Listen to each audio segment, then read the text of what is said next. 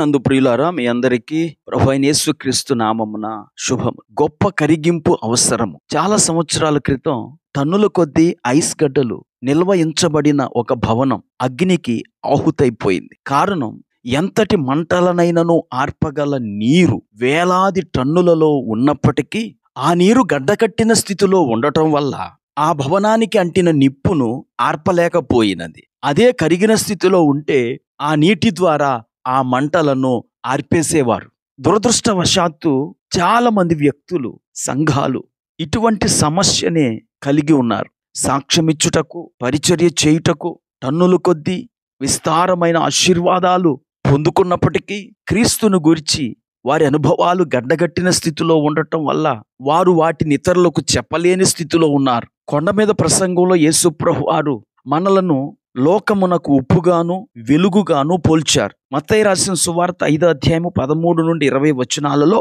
మొదటిగా యేసు మనలను ఉప్పుతో పోల్చారు. మత్తయి రాసిన సువార్త 5:13 మీరు లోకమునకు ఉప్పై ఉన్నారు.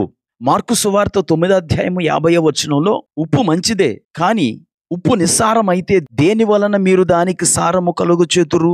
మీలో మీరు ఉప్పు సారము గలవారై యుండి ఒకరితో ఒకరు సమాధానముగా ఉండుడి అని యేసు ప్రభువారు తెలియచేశారు. ఉప్పుగా ఉన్న మనము ప్రజలతో కలిసిపోవుట ద్వారానే ఆయన నామమునకు మహిమ తేగలము, సమాజానికి రుచి సువాసనలను నింపగలం.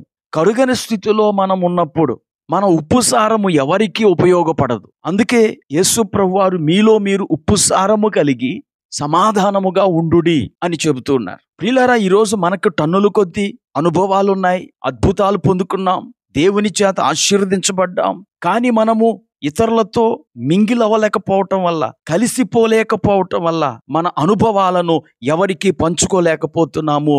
ఆ అనుభవాల వల్ల ఎవరు క్రీస్తును తెలుసుకోలేకపోతున్నారు. కనుక ఉప్పు సారము కలిగి ఇతరులతో కలిసిపోయినప్పుడే మన అనుభవాలు ఇతరులకు ఉపయోగపడగలవు. వారు మన అనుభవాల ద్వారా ప్రేరణ పొందగలరు. రెండవదిగా యేసు ప్రభువారు మనలను వెలుగుతో పోల్చారు. అయితే ఆ వెలుగు ఎక్కడ ఉండాలి?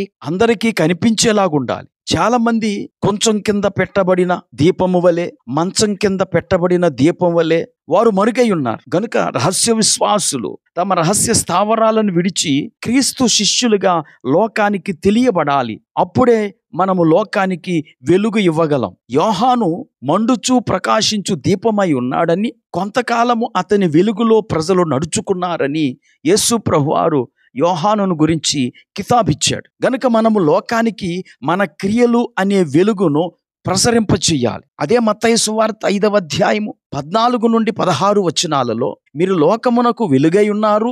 మనుషులు దీపం వెలిగించి కొంచెం కింద పెట్టరు గాని అది ఇంట నుండి వారందరికీ వెలుగిచ్చుటకై దీపస్తంభము మీదనే పెట్టుదురు. మనుషులు మీ సత్క్రియలను చూచి పరలోకమందున్న మీ తండ్రిని మహిమపరుచున్నట్లు వారి ఎదుట మీ వెలుగు ప్రకాశింపనీయుడి అని యేసు ప్రభువారు తెలియచేశారు. ఏ సత్క్రియలైతే మనము చేస్తున్నామో ఆ సత్క్రియలు అందరికీ తెలిసేలాగా చేయాలి. అప్పుడే మన నైతిక ప్రవర్తన అనే వెలుగు, మన పరిశుద్ధత అనే వెలుగు, మన విశ్వాసము అనే వెలుగు లోకానికి ఆదర్శమవుతుంది.